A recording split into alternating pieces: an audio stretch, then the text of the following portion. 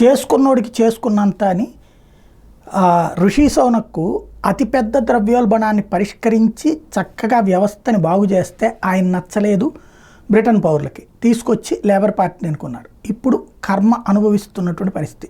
ఒక్కసారిగా రెంట్స్ విపరీతంగా పెరిగిపోయినాయి, కరెంట్ ఛార్జీలు విపరీతంగా పెరిగిపోయినాయి, అలాగే ఫుడ్డు షాపింగ్కి పెరిగిపోయినాయి, పెట్రోల్ 22% దాకా పెరిగిపోయింది, జీతాలలో పెరుగుదల 14 నుంచి 18% మించి లేదు.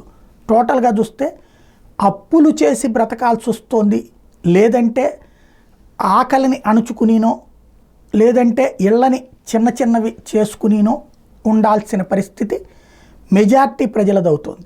ఇప్పుడు ఆ ప్రజలు సోషల్ మీడియా వేదికగా తమ ఆవేదనని ఆగ్రహాన్ని వ్యక్తం చేస్తున్నారు. దానికన్నిటికీ లేబర్ పార్టీ ప్రభుత్వం కారణం అంటున్నారు. మరొకవైపు శరణార్థుల వివాదం తీసుకొచ్చి మరింత చిక్కుల్లో పడేసిన నేపథ్యంలో ఆగ్రహం పెరిగిపోతుంది. దాని పరిణామ ఫలితమే అక్కడ ఉన్నటువంటి కొత్తగా ఎన్నికైన ప్రధానమంత్రి అప్రూవల్ రేటింగ్స్ డౌన్ అవటం అన్నది.